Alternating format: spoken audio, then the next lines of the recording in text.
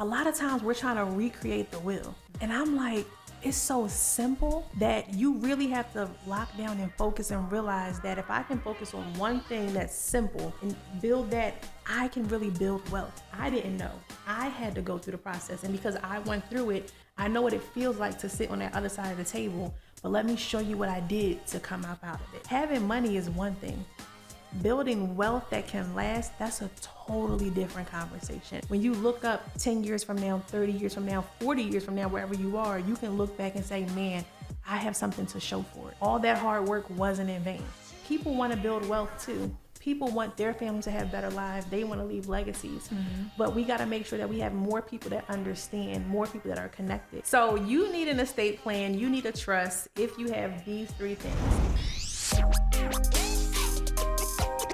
Welcome to another episode of Access Granted, where I give you exclusive access to entrepreneurs who are killing it in their industry. Today, I'm excited because I have a special friend with me, Miss Siedah.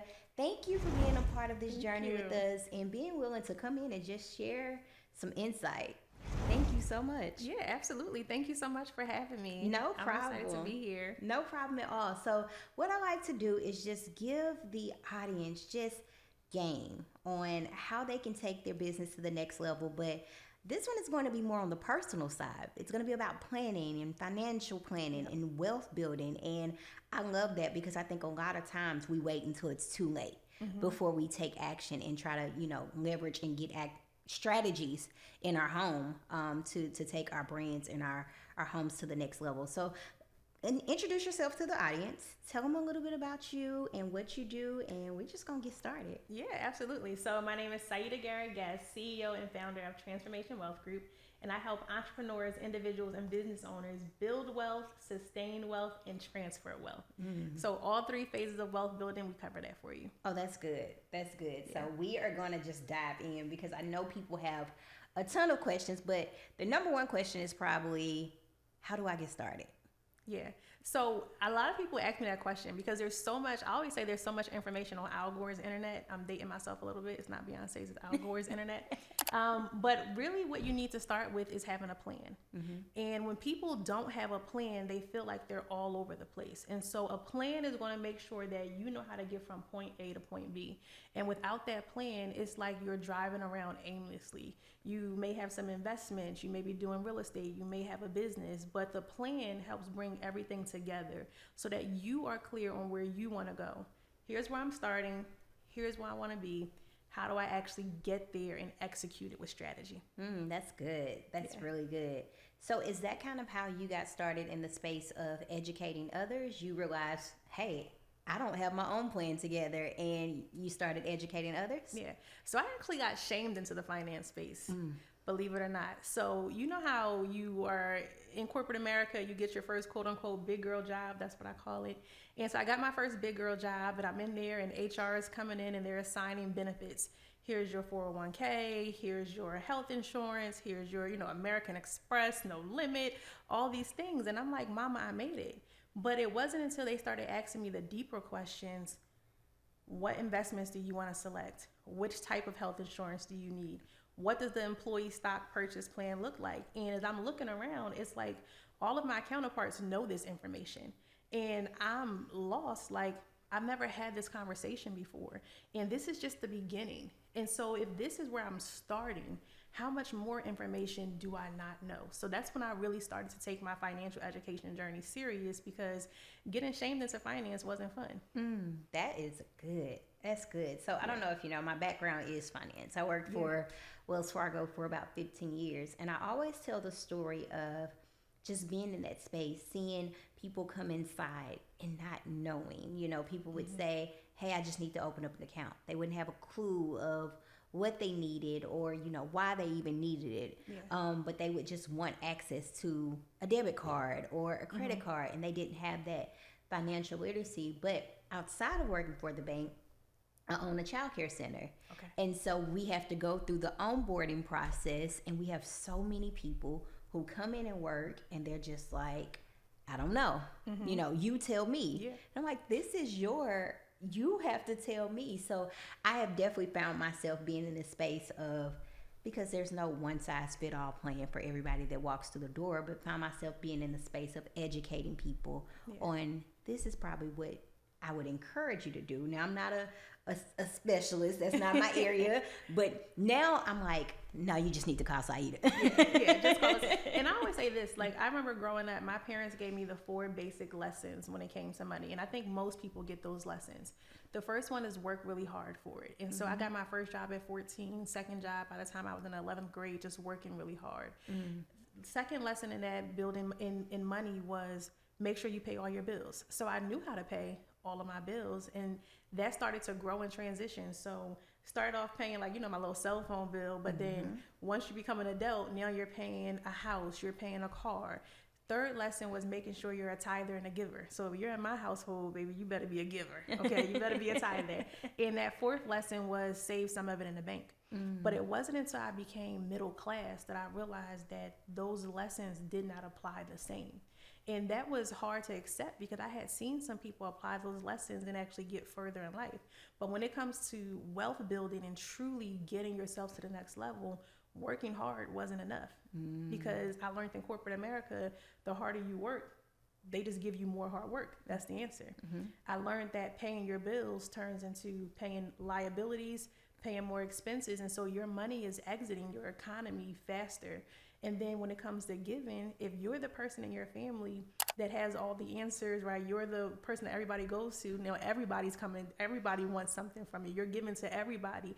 And saving in the bank, well, we already know you work there.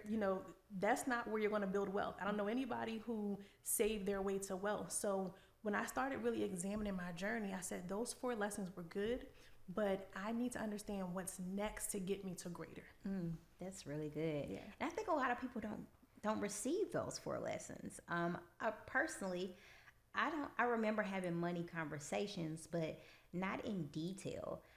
So I try to make sure I have those conversations with my daughter. I have a 13-year-old. So I try to make sure. I have a 13-year-old. Do you? We got to talk. Ooh. A girl? Yes. Oh my. I'm going to pray for you. Yes. Right now in Jesus' name, amen. But I try to have those money conversations with her early, and she does pretty good. But I think that's something that I wish my parents would have kind of set me down and let me see the finances and let me and have those conversations about wealth building. I don't remember just really sitting down and really talking about credit until I was older and was getting ready to purchase my first home. They were right there with me on the journey, but I think these are conversations you have to have early on, especially now. And they don't teach it in school. So I think it's up to the parents. So what advice would you give to a parent, to the mother that has a 13-year-old, and you want to make sure that they are set up for success and that we're building generational wealth, because of course the decisions we make now are really for our kids. So what advice would you have for me that wants to start just wealth building and starting my journey to make sure my baby's safe if something does happen to me? Yeah, so we started our daughter's investing journey when she was 2 years old. And so we started building her wealth with just $50 a month. And so sometimes parents think that it takes a lot to really get your kids started. When you're looking at how much you spend on McDonald's, on Robux, on books, on Starbucks, I don't know if your daughter's into Starbucks, but my daughter's into Starbucks and skincare. If you're thinking, okay, I can just take $50 a month, put this aside. I like to call that strategy the gift that keeps on giving, because that one investment account to this day is where she holds most of her wealth. And not only were we able to plan for her future, but we got her kids' future already planned for it just with that. So sometimes it's very simple things that helps get our kids started in wealth building. And then moving to the next part is helping them to understand what it actually costs to be an adult. And that's a class that we teach. So we teach a class to young people. It's called our Wealthy Genius program. And it's for children ages 9 to 17, where we teach them how to go from ideation all the way through implementation of creating money. Because young people want money, but maybe they're not old enough to work yet. But we're in the information age where they learn so much. They're so more advanced than we are. So we talk about what it costs to be an adult. And a lot of times we say things, or you may have heard this saying before, like adulting is hard, adulting is ghetto, who told me if I would have known this, I would have stayed a child. You have those conversations. That's because we lack the education. And the ideas, the dreams that we had as children, when we finally get to a point of being an adult, we realize that those ideas, those dreams take resources, takes money. And so you may have said, oh, that's going to be my house. That's going to be my car. And then you realize that the house is $4 million. The car is $150,000, $200,000. And you're comparing that to maybe what you chose as a career path or what you see as your current resource. And you're like, like, that's not going to happen. And so now you have this disconnect between what my expectations are, what my reality is. And so now we start to use words like comfortable. You know what? Nobody wants a mansion. I don't really need all of that. I just want to be comfortable. Yeah. And so we have to help our children understand what the cost is of adulthood, be open to sharing that with them, and so that they can be prepared, so that their expectations can meet their reality. And that's where you have success, when your expectations and your reality actually meet. This is good. This is good. Thank you. Thank you so much. So I can take $50. Yes. And just build a foundation for my kid and set my kid up for success. It doesn't take a whole lot of money. I don't have to be a millionaire. Nope. I can take $50 once a month. So if I get paid every 2 weeks, I can take $25 every 2 weeks and invest in my kid's future. You can. Wow. And so we call it the $1 Million Baby Plan, or I like to call it the gift that keeps on giving. And so in that plan, you're able to invest for your child. I like it better than other investments for a few reasons. A lot of times parents say, I'm going to get a savings account and save for my child there. And I don't know about you, but I have yet to meet a person whose parents started a savings account for them when they were a child that made it to adulthood. Like, I just don't know. If your parent at 18 was like, here's what I've been saving you for, like, it just doesn't happen. And so when parents start out that way, I like this $1 Million Baby account, because once the money goes in, it stays in there. So it's not the fact that when an emergency comes up or something like that, you're pulling from it. It's also able to earn and grow interest. So my daughter's account has been averaging like 15% return. Wow. And so her statement comes every year around like the holiday times. And so we put it right underneath the tree and we open it up, and it's the gift that keeps on giving. Yeah. Because every year she's excited to see what her investments look like and what her accounts look like. And then I also like and compare it to things like 529 plans, because you can use it for so many other things outside of just college or education. You can use it for them buying a home, for them starting a business, for them wanting to get married, but it stays with them throughout their entire life. And once they reach an age of what I call fiscal responsibility, which is really like 35, like it's not don't be giving your kids money at 18, okay? It's really like 35 when you start to come into your own and you really understand what you want to do. But at that age, you can turn the account over to them and they can continue that account for the rest of their lives. So I really love that plan for her. And you're going to teach us how to do this. Yes. Like, you host a free class and Yes. you teach this information and teach us how to get started on this journey. Yep. For free. For free. Oh, wow. For free. And I think that's big. So, and I heard you say a couple of things. So we got to get you some grant funding to make this stuff happen, because Yes. especially with you impacting the youth, there are so many people who will give you funding with that financial literacy piece and the youth education. So we got to sit down so we can get you some grant funding to make this happen. Absolutely. Some more of it happen. Oh, that is so good. And I'm so excited about that. I also wanted to talk to you a little bit about just different strategies on, and I think a lot of times we wait until this is too late. Yeah. But insurance. And you see people all the time with, nothing against GoFundMe, but we have the GoFundMe accounts, and it's just because people are not strategizing and planning before it's too late. We know that death is something that is going to happen. So what advice would you have to the person that's watching this and they're like, I need insurance, I'll do it tomorrow. Or, I thought about it, but maybe one day. Or insurance is too high. Yeah. And I don't have the budget to pay for insurance right now. What advice would you give to that person watching? So I would say when you wait, it costs you more. And the cost of waiting, it's a high cost that many people unfortunately are paying. And the reason why we're paying this high cost is because, one, we think we're invincible. just from the basics. We think it's never going to happen to us. We think that it's never going to be our families asking for GoFundMe. We think that it's never going to be our families or ourselves that have a tragic event happen to us. Like, we think it's everybody else, that it's never going to happen to us. And then it's not until it happens that now we're caught off guard. So now what do? Now we're begging for money, because that's what a GoFundMe really is, right? And it's people who are in a place in their life where they're very vulnerable, they're hurt, they don't know what to do, but now you're leaving your family in a place where they have to beg people for money because you decided to wait. And insurance is never going to be more affordable than when you're young, when you're healthy. That is when it's the most affordable. So you can get millions of dollars for pennies on the dollars. I'm talking about less than what you spend on your Starbucks a day is what you can get in coverage. And so waiting is really going to cost you more. And I think there's a lot of myths around insurance. And I think a lot of that has to do with just the lack of education that we've had. Like, when the insurance man came around to my house, he had his little shiny shoes on. You know, when he would go into the kitchen, it was like, okay, if he went into the kitchen and my mom handed him the envelope, we had insurance that month. We could show out a little bit. If he ain't go into the kitchen, it was like, hey, don't y'all do nothing crazy this month, okay? Because there ain't no insurance coverage right now. But even in that process, it was simply like term insurance or whole life insurance. And we just were taught insurance from the place of, if I die, I need money. But insurance has so many benefits from it that people don't even realize, and we weren't even taught. You know, it wasn't, like I said, until I got shamed into finance that I really started to understand it and got licensed and got in the industry that, hold up, wealthy people have been using insurance for hundreds of years. And when you look at the wealthiest of people, most of their money is in insurance.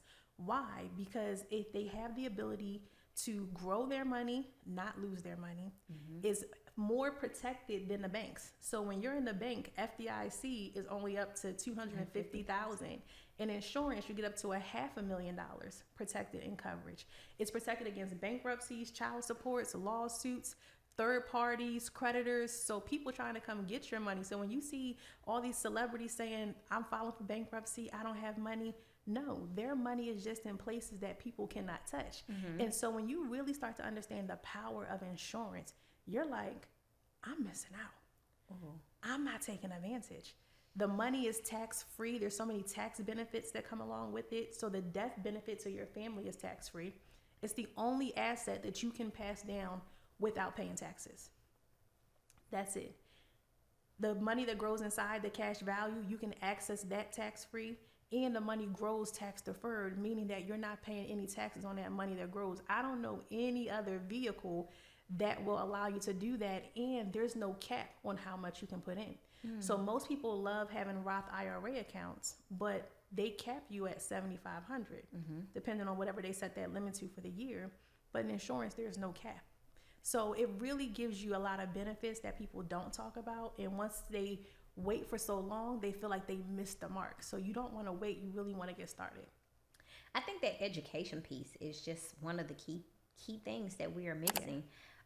You know, a lot of times people say, well, I have insurance because I work. Yeah. And I'm sure you hear that all the time. Like, oh, I work at such and such company, or I work at Wells Fargo, so I have insurance. You have insurance as long as you work there. Yeah. And I think people don't understand the importance of having a separate policy, because the company's only invested into you while you are an employee. But that education piece is what a lot of people are missing. And these are conversations that we don't have in our household, even with our kids or our spouse or our family members.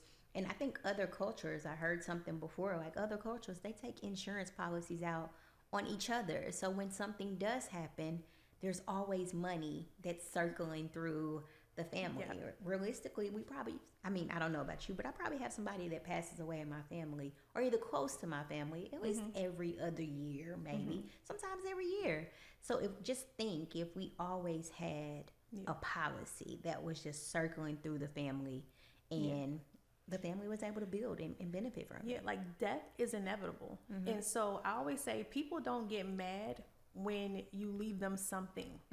People get mad when you leave them with nothing. They get mad when you leave them with debt. They get mad when you leave them with tax liens. They get mad when you leave them, you ain't paid a water bill. You didn't have no plan to take care of your kids. But imagine if every time somebody passes away, that's millions of dollars that you can get back into your family legacy. Now, you combine that with an estate plan, with a trust, with so many different things, you have an explosion.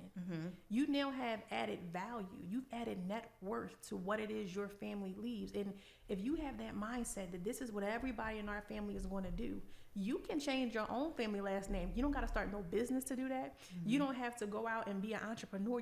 You can literally, simply from being alive, being healthy, breathing, taking action, set your family up for a lifelong legacy. Ooh, that's powerful. Two things I want to touch on, because social media, of course, will make people think that they can become a millionaire overnight. Yes. And so people always come to me and say, Coach K, I can get a whole life policy and I can take out money on my whole life policy. I'm like, not tomorrow. Yes. So can you educate us? Ooh, you're going to get me in trouble on this one. But no, it really is. And I think when you have the internet, like, you have to be mindful. It's a quick, 60-second, maybe it's 90 seconds now, whatever they decide to change it to. But it's people trying to get your attention very quickly. And all insurance is not created equal. All policies are not created equal. All insurance agents are not created equal. So there's so many layers that go into it. And again, my focus, what I tell people is you need a plan. So can you put money into your insurance policy, take it out, become your own bank, do all these wonderful things? Absolutely. But let me ask you this question. I always tell my clients, I do math, not magic. So if you want the magic, stay on Instagram. If you want to build some wealth, that's what we do over here, okay? That's what we specialize in. So yes, you can be your own bank, but I need you to understand that a bank has funding. A bank is funded. You first have to fund it. You can't go to Wells Fargo and say, let me borrow $10,000, and Wells Fargo only had $50 in there. They can't lend you no money. In order for Wells Fargo to lend you $10,000, they got to have hundreds of thousands in the bank, or they got to have a lot more money. So yes, all these strategies are possible, but you first have to fund it. Meaning you have to be able to put the money in. If anybody is telling you can put in $50 and get out $100,000, you need to run. That's not how it works. But those strategies are possible if they're set up right, if they're set up with the right structure, and you have the right person helping you set them up. And so our team, we specialize in that. And because I own my firm, we have access to everything. So therefore, it's not trying to lead you one way or the other, but it comes back to, what are your goals? What are you trying to accomplish? How do we help you get from point A to point B? Here may be some things that you can use, some tools in your toolkit that you can use to get you there. I absolutely love that your team does a call to get to know the client more, right? Because, most people say, hey, insurance, but let me see your picture. Let me see your portfolio and get a full overview. I actually have several people in my community that booked a call with your team. Yeah. And one person came back, she wrote a paragraph in our community. She was like, I thought I had it all figured out, and I had a call, and it was one of your team members that starts with a G. I'm not sure if she's comfortable with us saying her name, but she was like, I had a call with such and such, and she just gave me this full overview, and it just made me feel good to know that I'm on the right path, but there's still a couple more things I can do to go to the next level. And she was like, I got another call planned next week. Yeah, your finances is really imagine this. Imagine going to the doctor, and you get to the doctor's office, and you're like, you know what, doc? My head hurts. I think I need X, Y, and Z. My stomach hurts. I need X, Y, and Z. And so the doctor is going to look at you and be like, I thought I was the expert here. I thought I was the doctor here. Why are you coming here if you're already telling me what you need? And if you understand anything about the body and your health, just because your head is hurting, the root cause could be coming from somewhere in your elbow or somewhere in your back. So you really need to get a financial diagnosis or a health diagnosis. So that's what we do with our clients. Even though somebody comes to us and say, hey, this is what I want, we're going to take a look at the whole picture, because we're experts to say, okay, Yes, but what you're feeling, maybe there may be something else that we need to prescribe to you to help you get to where you're trying to go. And so I think that's the relief that our clients have. And so many of our clients say, like, you know, I can trust you guys. I feel comfortable. I feel like you have my best interest. And it's why we've done so well. And we've been in business for over a decade, is because helping people is really what we do, because I feel like that's my mom. That's my auntie. Like, that's my dad. And I know that I didn't learn this information.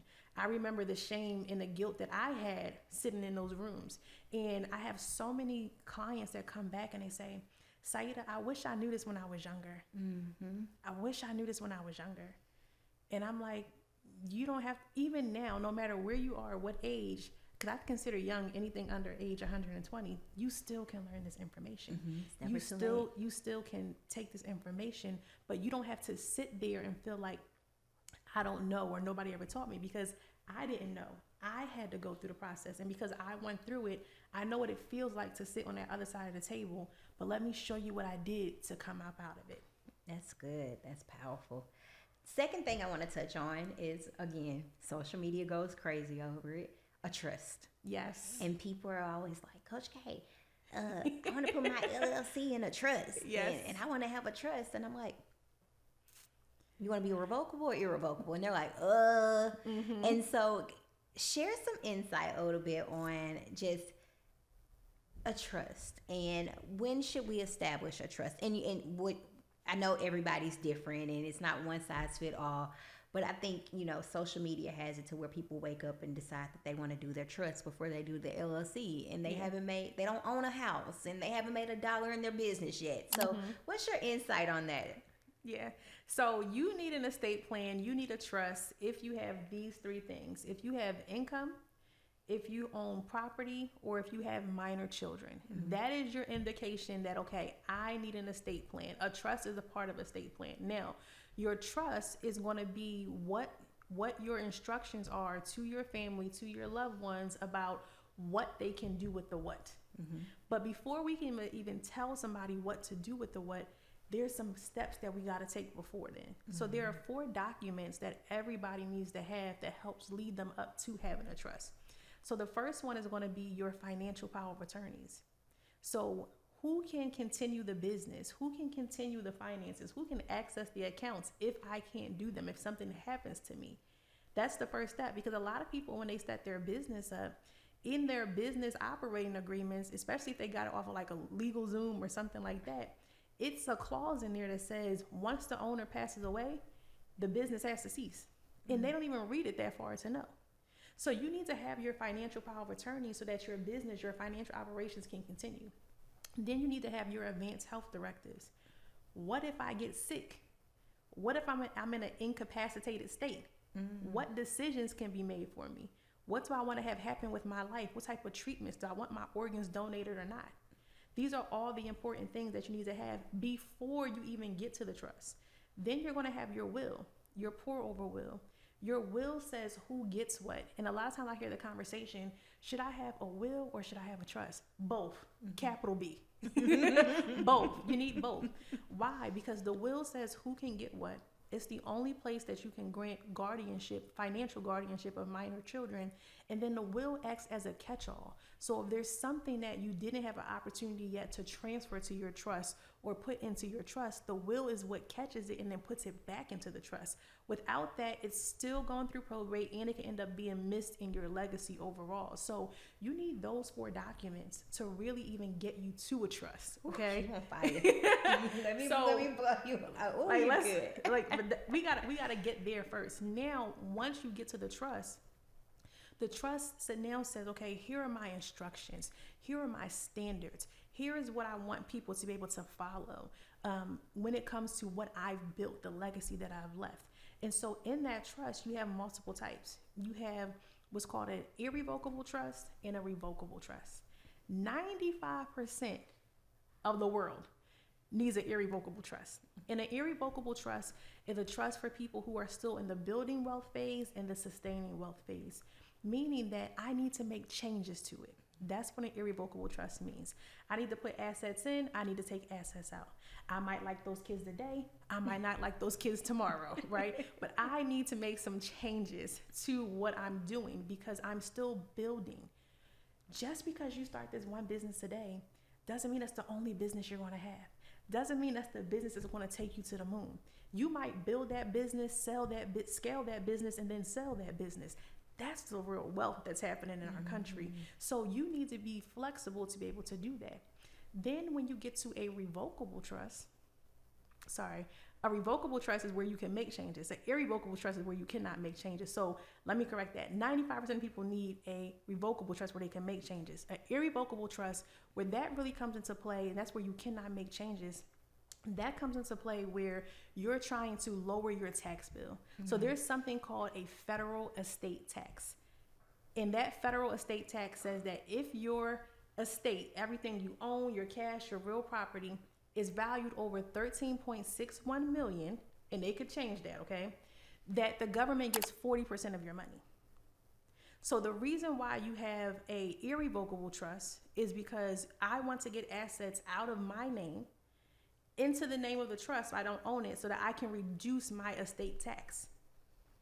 Because now, if my estate is worth $40 million, I need to be under $13.61 million, so I need to give those other assets away. Most people aren't in a financial position to give assets away that they don't need. Ooh. And so when we talk about this in our community, right? Building wealth, sustaining wealth, and transferring wealth. A lot of time we're focused on building. Get the bag. Then we want to talk about transferring wealth. But here's the thing. This lifestyle that you built, you need to sustain it. We skip the whole step. Most people, when they're building assets, they end up having to live off those assets or spend those assets down to actually maintain their lifestyle. So imagine being young, 30 years old. You're making millions of dollars. How long do you want that to end? How soon do you want that to end? If we're talking about building generational wealth, the question is how many generations? Because a generation lasts about 30 years. So is it one generation? Is it two? So you need to be able to sustain that money, sustain yourself. Otherwise, you end up becoming a used to be story. Ooh-wee. Back in my day, I used to be. And we all can name somebody who had one of those stories. But again, we say, that's never going to be me. Baby, if you're not doing these steps right, it's going to be you. Okay? So you want to make sure that you have that lined up. So once you built the assets and the wealth, you need to sustain it. Then you get to the point of transferring, giving assets away, putting them in places that you can't touch them or get them back. And so it's so hard. It's almost impossible. It's almost impossible to break that type of trust once you put those assets in there. And you might realize, and again, if you don't have a plan, how we help our clients set up, you didn't miss the steps. Now you done locked up assets you can't even get out. You didn't mess yourself up. I had a client, actually I was speaking somewhere and it was a young man, and he said his mom had put assets into an irrevocable trust. And he was like, we've spent so much money trying to break it. And I'm just like, it's almost impossible to do it. But guess what? Her son still needed access to that money. And sometimes we lock things up and we make it so tight that we don't allow flexibility. For example, like look what's happening in the news and just our economy today. I always talk about real estate. So I remember when I bought my first property, I'm like, when I buy this property, I'm never selling this property. This is going to stay in my family for forever. It's never going anywhere. Baby, when that real estate market skyrocketed and them price went up, I said, hey, sell this one right here, this one. But imagine that having been in a place that was so tight, so constrained, the standards so tight that you don't allow your family the flexibility. Remember, when you're building for generations, you have to be able to account for what happens 30 years from now, 40 years from now. What if the regulations change? What if the law changes? I told y'all that the federal estate tax limit is $13.61 million. But prior to Trump's first administration, it was only at $5.6 million. So any presidential can come in, any president can come in and change those terms. So you really have to have a plan and know what you're doing. Otherwise, you're out here trying to make yourself invincible. Who are y'all hiding from? Why are we hiding? That's what I gotta know. Like, who are we hiding from? If they found Trump, they gonna find you. Okay? Who are we hiding from here? But you can end up messing yourself up if you're not doing this correctly. So you want to make sure that you have a clear plan, that you're working with somebody who's licensed, you're working with an estate plan attorney, so that you could, again, express what your goals are. Because I want to be able to tell you what goes into a trust and what doesn't go into a trust. What should be here and what should not be here. But if you don't know where you're going, somebody on this internet is going to lead you anywhere, and it might not be the right place for you. Ooh, that was powerful. Oh my goodness, that was good. That was good, y'all. Listen, if you are enjoying this episode, I want you to take a moment right now and share this with your family members and your friends, and book a call with Siedah, because she is allowing you guys access to her and her team, teaching you this information and making sure that you have the right plan in place. But you also have a community that, and inside the community, you teach a lot of this information as well. Yep. So if I am interested in learning and doing my own planning and making sure that I'm educated about this so that I can educate my family, I can join your community and learn more. Yeah, so our firm, we're always booked out like 3 months in advance. So I still wanted people to get access to understanding this information, even if they feel like they're not ready for a wealth manager, they're not ready for a financial professional. So our wealth multiplier community, we are teaching you how to multiply your wealth. And so we're helping you identify, where are you at in your wealth journey? We're helping remove all of that unclarity and uncertainty you have. So here's where I am today. Then we're looking at where you want to be at tomorrow, and we're taking you through that process. Am I in the building wealth phase? Am I in the sustaining wealth phase? Am I in the transferring wealth phase? And we're breaking all of that down. So we meet every single week. Everybody's fired up and excited, and people are at different stages. Some people are just building. Some people are planning for retirement. Some people are planning for their legacy and their grandkids and generations to come. So it's an exciting community to be in. I love that. So I have a community as well, and I love that you pointed out that everybody's on a different journey. Because some people are afraid to get into the community because they're new, or there are some people who are afraid to get in the community because they're a little seasoned. But what I love is when you say community, everybody comes together. So inside the community, that new entrepreneur is able to team up with that seasoned entrepreneur or the existing entrepreneur and get the accountability and support that they need. And that's what I love about communities, is now you have somebody you can connect to. Now you have somebody who has, maybe they've already started their journey, and maybe they can give you a little bit more insight. So you hear from someone other than the expert in the industry. So it seems to be more relatable. But I also love how you break this down, because sometimes when we're talking about insurance and wealth building, the language can get a little, uninteresting. But you break it down to where I'm kind of locked in and I'm leaning in. I'm like, ooh, tell me more. Good. That's where I want you to be. That's where I want you to be, because here, the wealth is in the boring. The wealth is in the boring. And a lot of times we're trying to recreate the wheel. And I'm like, it's so simple that you really have to lock down and focus and realize that if I can focus on one thing that's simple, and build that, I can really build wealth. But I understand that it's not what everybody wants to hear, because everybody wants to make money, get to the bag, so forth. But having money is one thing. Building wealth that can last, that's a totally different conversation. We're playing for the long term. So if you want to get rich quick, there's probably a lot of people that can help you with that. That's not what we do. We want to make sure that what you're doing is actually going to get you to your end goal, so that when you look up 10 years from now, 30 years from now, 40 years from now, wherever you are, you can look back and say, man, I have something to show for it. All that hard work wasn't in vain. I don't want anybody coming back with used to be stories, because you know what? We really got to realize we're not the first generation to make money. The 90s popping, 70s popping, 60s popping. But what happened? Why are we still starting over from the beginning? What that means is, if you had to work really hard, maybe go to school, get it out the mud, hustle, your children are having to do the same exact thing. Wealth is teaching us how to build, but we want to make it fun. We want to make it exciting. I call it elevated wealth. Elevated. I like that. That's what it gives. It gives elevated wealth, because I want you to know that we're professionals and we're dealing with your serious money. But at the same time, it's like, hey, girl, like, I understand. Or you got a 13-year-old? Let's talk about it. It's give and get up, but it's okay. That's where I want us to be with the conversation, so that we can get more people that say, you know what, if Siedah can do this, I can do this. And I always tell my community, I always tell my clients all the mistakes that I made, because I want to get all of that shame off the table, all of that right off the table. And baby, I got some stories. I did it so you don't have to. I'm doing it so you don't have to. Yeah. And they're like, Siedah, you're in my head. You know exactly what I'm like. Yep, I get it. I get it. But there's nobody I can promise you in the wealth management space that does what we do, how we do it, and who we do it for. Mm-hmm. In an industry that where the communities we serve are overlooked. Mm-hmm. Because they say, you know what? They want flashy. Mm-hmm. No. We want flashy, but we still want some wealth too. Mm-hmm. Yeah, that's we want them both, good. capital B. So as I'm learning and as I'm hearing you talk about this information, I used to be licensed.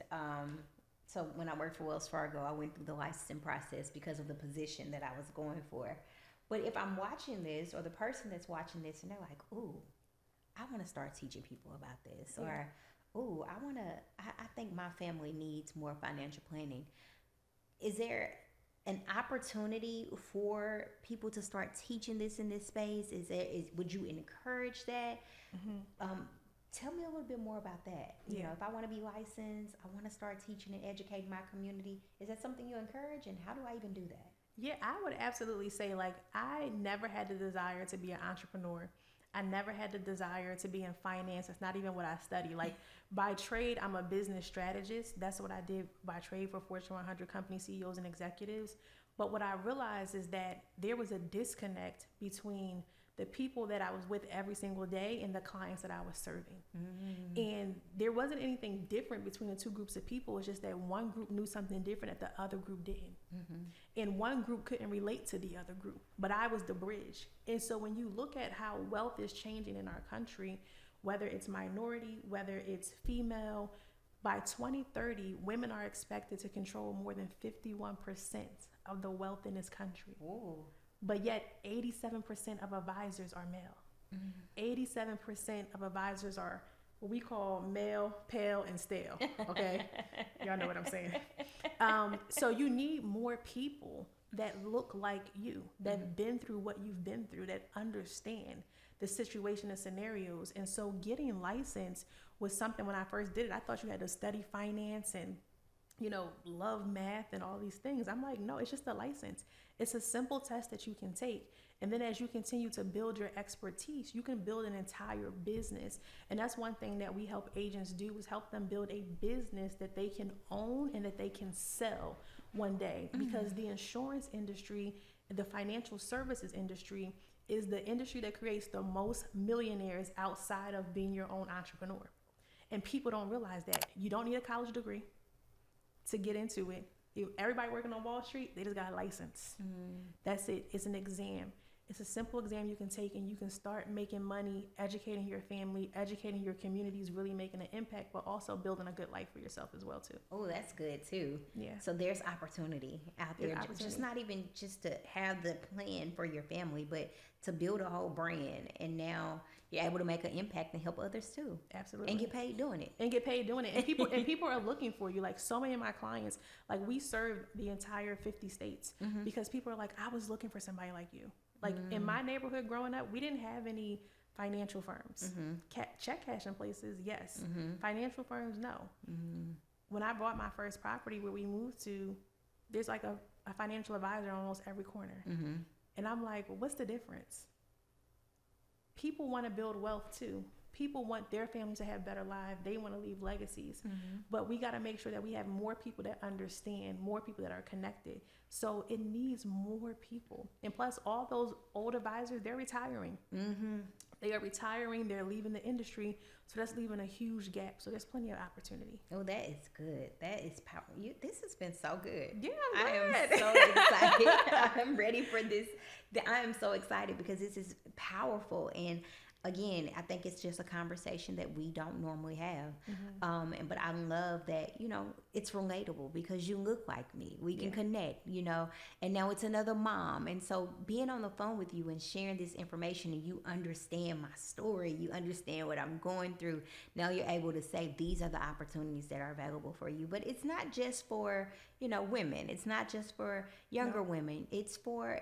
And it's never too late to get started on this journey. Correct. And I think that's what a lot of people feel. Yeah. You know, they think, you know, hey, I'm 50 years old. Or, for example, my mom, she just retired. And she's 60. And she was going through the process of trying to find somebody to manage her annuity and, just go through the steps of what she should do. And that's what she really wanted. She wanted somebody to look like her, somebody that was relatable. And she found a young lady in Nashville, and she was like, that's it. This is the person. So what advice would you have to the person that's watching this and they feel like, you know what, I'm 60. I'm not going to do insurance. It's going to cost me too much. And I think we touched on that a little bit earlier, but, I think they just need to hear it. They just need to know that planning starts at any time in your journey, and it's never too late to get started. Yeah, my oldest client is 89 years old, and she loves being in the stock market. She loves investing. And so I say that to say it's never too late to start. There are different goals that each one of us have. Again, you're either in the building wealth phase, the sustaining wealth phase, or the transferring of wealth phase. And so if you're the person where you're thinking, you know what, I've already built my wealth. I don't need more money. Maybe I have my retirement. Maybe you have your pension, your Social Security, so forth. I want you to think about, well, what happens to all the money that I have that I need to transfer? How does that look? Most people have money in a deferred comp account that they're scared to touch because of the taxes that they're going to have to spend to get the money out.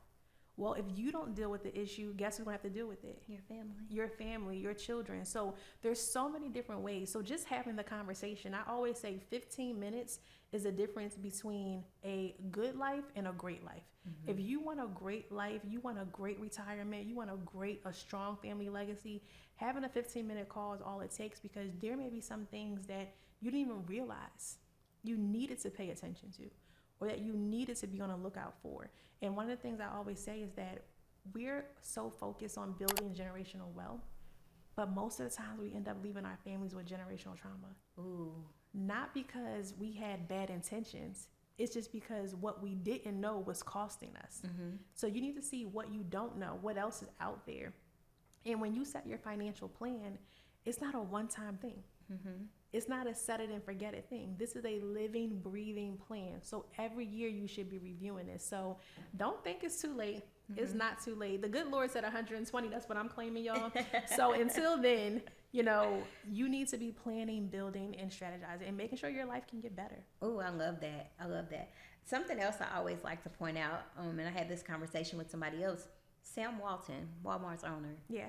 Because of the decisions that he made and the planning and the strategy that he put in place, his kids are still on the Forbes list. Like, they still have access to the wealth, and it's because of the planning that was put in place. So I think that's just a great example of just putting the right pieces in place. No matter what, you don't have to be a billionaire to take action, but you definitely want to make sure those key pieces are in place. So we got to wrap up. I know this was amazing. You dropped so much value and so much information, but tell the audience how they can connect with you and what's next for Siedah. Yeah, so you guys certainly can connect with us. Connect with me on Instagram at _Siedah Garrett, also on Facebook and LinkedIn.